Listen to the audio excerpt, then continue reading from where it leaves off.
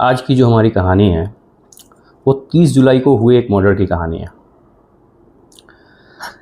अभी कुछ दिनों पहले HBO चैनल पे एक सीरीज़ आई थी जिसका नाम था द स्टेयरकेस, जो कि रियल कहानी पे बेस्ड थी। जैसे कि अमेरिका में हुए एक मर्डर की पूरी कहानी उन्होंने एक वेब सीरीज़ में उतारी थी जिसका नाम था द स्टेयरकेस। उस सीरीज़ में क्या दिखाया गया है कि एक पति अपने पत्नी का मर्डर करता है और वेपन बरामदगी नहीं होने की वजह से वो एट द एंड उसको सज़ा नहीं होती है। अब ये सेम केस को 30 जुलाई को एक जो मर्डर हुआ दिल्ली में, पति ने पत्नी का मर्डर किया, उसने सेम चीज़ सेम तरीका सारा पैटर्न यूज़ किया अपनी पत्नी को मारने में। अब इसकी कहानी कुछ ऐसी है कि पति नाम कमल और उसकी पत्नी नाम कोमल। जो कमल जी हैं उनकी उम्र 62 साल और जो कोमल जी है उनकी धर्मपत्नी उनकी उम्र 50 साल। इसके 2 बच्चे ट्विन जो कि 26 साल के थे, जुड़वा थे तो दोनों 26 साल के ही थे। तो होता क्या है कि 30 जुलाई को होता क्या है कि जो लड़का है वो लाइब्रेरी में पढ़ने गया होता है। तो फिर वो अपनी माँ को फ़ोन करता है वहाँ से किसी काम से, तो माँ का कॉल उठता नहीं है। फिर उस अपनी सिस्टर को कॉल करता है कि शायद वो घर पर हो, बट वो घर पे नहीं होती है। जनरली वो इस टाइम पे लोग बाहर ही होते हैं। तो फिर उसकी बहन भी बोलती है कि मैंने भी ट्राई किया था, माँ का फ़ोन उठ नहीं रहा। फिर पापा को फ़ोन लगाया जाता है तो पापा का फ़ोन उनका बंद आता है। तो फिर ठीक है, फिर जब लड़का फ्री होकर अपने क्लासेस से और जो भी लाइब्रेरी से फ्री होकर घर आता है, एक उसके पास चाबी होती है अपने फ्लैट की। तो वो दरवाज़ा खोलता है तो देखता है कि ड्राइंग रूम में सोफे के पास उसकी माँ का उसके माँ की लाश पड़ी होती है, लहूलुहान होती है खून से। तो फिर वो ऊपर उसके दादा दादी रहते थे तो फिर उनको आवाज़ लगाया जाता है। नीचे उनके ये कमल जी जो है उनके भाई साहब रहते थे, उनकी फैमिली को बहुत चिल्लाता है तो सारे आते हैं। फिर ओवरऑल पुलिस भी आती है, पुलिस को बुलाया जाता है। फिर लेके जाया जाता है इनको डॉक्टर के पास, वो कोमल जी को। तो कोमल को जब लेके जाया जाता है तो फिर वहाँ पे फाइनली होता क्या है कि डॉक्टर उनको डेड बता देता है, सांसें नहीं चल रही है करके। फिर अब पुलिस का शक कहाँ जाता है कि उनके हस्बैंड नहीं मिल रहे हैं, तो उनका नंबर भी ऑफ है। अब ये हो रहा है, सारा सुई चले जाता है उसके पति पे कि भाई क्या है, क्यों नहीं फ़ोन लग रहा है, कहाँ हैं। तो उनके भाई या उनके मॉम डैड जो ऊपर रहते थे वो लोग बताते हैं कि ये 12 साढ़े 12 बजे तक अप्रॉक्सीमेटली ये घर पे ही था। अभी 2 बज रहे करीब, तो ये उसके बाद से नहीं है। चलिए ठीक है, फिर पुलिस लगती है इस केस पे, छानबीन शुरू करती है। छानबीन शुरू करती है तो उनके सोर्सेज से, CCTV कैमरे से, बाकी सारी तरीके से जितने अपने पूरे तरीके से ट्राई करती है। तो पता चलता है कि इनको कमल को जाते देखा गया है बैंक। वो 2 बैंक अपने जाता है, वहाँ से पैसे विड्रॉ करता है। तो बैंक में जाके भी पूछताछ होती है तो अब पता चलता है कि एक बैंक से इसने 2 लाख रुपए निकाले, एक बैंक से इसने 5 लाख रुपए निकाले। फिर उसके बाद की CCTV फुटेज और उनके क्या बोलते हैं जो थे पुलिस के मुखबिर, उन सब के थ्रू पता चलता है कि आखिरी बार इसको दिल्ली मेरठ हाईवे पे देखा गया है जाते हुए उस साइड में। वो अपने स्कूटर पे उधर की तरफ निकल रहा था। तो किसी को समझ नहीं आता कि मेरठ क्यों जा रहे हैं ऐसा। चलिए ठीक है, जा रहे हैं। फिर खोजबीन होता रहता है, पड़ताल चलती रहती है। 3 दिन 4 दिन बीत जाते हैं इस चीज़ को। लगभग 3 अगस्त की बात है, मतलब 3-4 दिन बीत जाते हैं और घटना है 30 जुलाई की। तो 4 दिन बीतने के बाद इनको खबर मिलता है पुलिस को कि ये मथुरा रेलवे स्टेशन पे मथुरा रेलवे स्टेशन पर इनको देखा गया है, दीपक को, सॉरी कमल को देखा गया है। तो पुलिस फिर वहाँ पे जाती है, दबिश बनाती है, उनको पकड़ती है, फिर उनको लेके आया जाता है दिल्ली। फिर अब बातचीत होती है। अब उनकी जो कहानी है, वो जो कहानी बताता है वो कुछ ऐसा है कि पति पत्नी में अक्सर विवाद होते रहता था। मतलब कि आपसी अब घरेलू मैटर है, मतलब पति पत्नी में तो हमेशा लड़ाइयाँ होती ही रहती हैं जनरली देखा जाए तो हर केस में। तो चलिए ठीक है, तो फैमिली मैटर है। तो आजकल जो है ना वो ज़्यादा हो गया था विवाद। अब विवाद ज़्यादा क्यों हुआ था इसके बारे में वो बताता है कि कमल जो है हमेशा प्रॉपर्टी वगैरह खरीदता रहता था, अच्छे पैसे वाले लोग थे तो अपना खरीदते रहते थे प्रॉपर्टी वगैरह, काफ़ी सारी प्रॉपर्टी और ख़रीद रखी थी इसने। और अभी रिसेंटली कोई प्रॉपर्टी दिल्ली में ही खरीदने वाला था। अब वो जो प्रॉपर्टीज़ लेता था अभी तक वो अपने फादर के नाम पे लेता था। अभी जो कोमल है वो ये चाहती थी कि इस बार जो ये प्रॉपर्टी ले रहे हैं, अभी जो परचेज़ होने वाला है वो इसके नाम पे हो, कोमल के नाम पे हो। मतलब कि उनको ऐसा लगता था कि पापा के नाम पे है, ससुर जी के नाम पे, तो अगर उनके नाम पे है क्या पता वो हमें कुछ ना दे, शायद उनका बनता नहीं हो या जिस भी रीज़न से, तो वो इस चीज़ को लेके बहुत ज़्यादा कलेश कर रही थी। तो अभी किसी दिन ऐसा था कि कलेश हुआ ही था इसी बात को लेके, और फिर ये मतलब झगड़ा ख़त्म करके फिर ये आके सोफे पे बैठे और टीवी चालू करी इसने।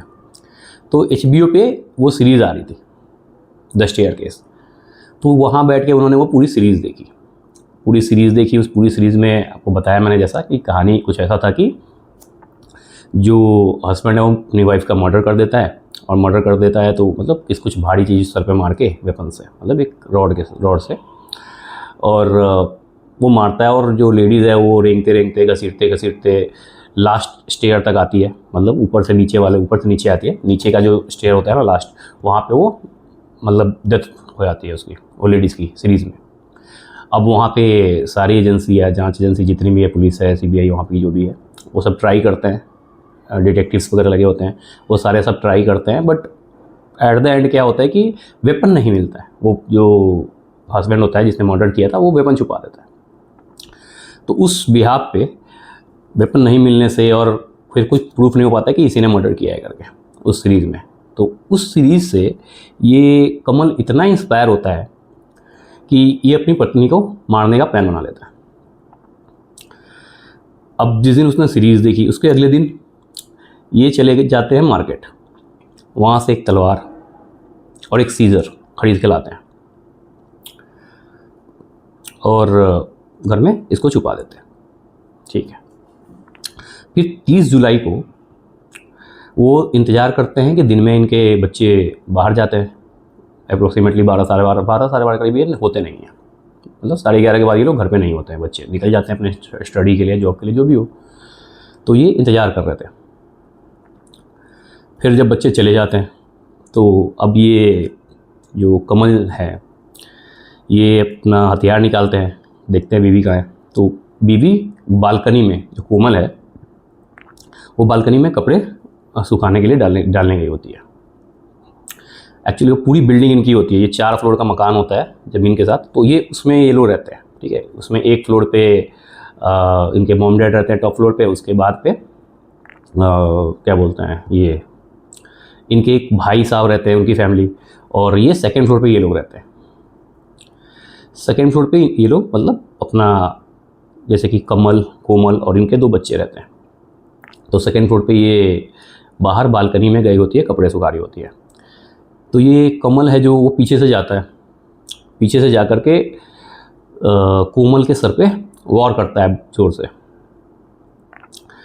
उसको लगता है कि चोट से ये बेहोश हो जाएगी, गिर पड़ेगी और फिर ये आराम से अपना इसका मर्डर कर देगा।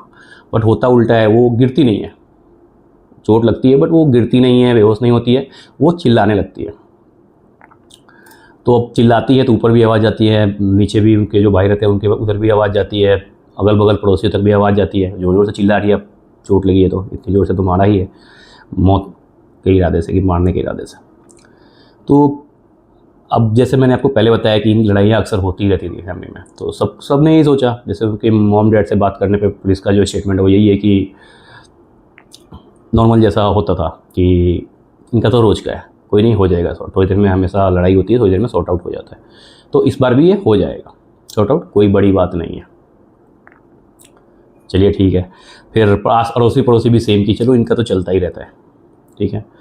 तो अब आते फिर से वापस, इसने जो वो चिल्ला रही थी, अब कमल उसको घसीट के बालकनी से ड्राइंग रूम में लाता है, फिर ज़ोर से वॉर करता है सर पे,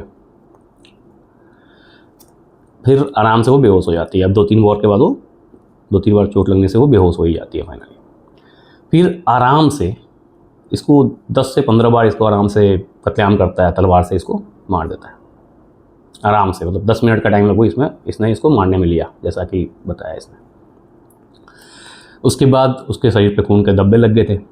फिर आराम से जाके उसने कपड़े चेंज किए, कमल ने कपड़े चेंज करता है, फिर पैक करता है बैग, जो हथियार है उसको भी वो एक लंबे से बैग में लेकर के सब कुछ कर करा के, उसके बाद फिर अलमीरे से 5-5.5 लाख रुपए कैश लेता है। वो सब लेकर के फिर ये आराम से अपने स्कूटर से निकल जाता है बैंक की तरफ। जैसा कि मैंने आपको बताया कि उसको मतलब सोर्सेस से सीसीटीवी कैमरे से पता चला था कि ये बैंक की तरफ गया था, 2 बैंक। तो वही फिर वो वहाँ से वो बैंक जाता है, दोनों बैंक से, एक से उसने 2 लाख रुपए निकाले, दूसरे से 5 लाख रुपए निकाले। अभी फिर ये वहाँ से ये अपनी स्कूटी से ये मथुरा, आगरा मथुरा एक्सप्रेस वे चला जाता है, एक्सप्रेस वे पे।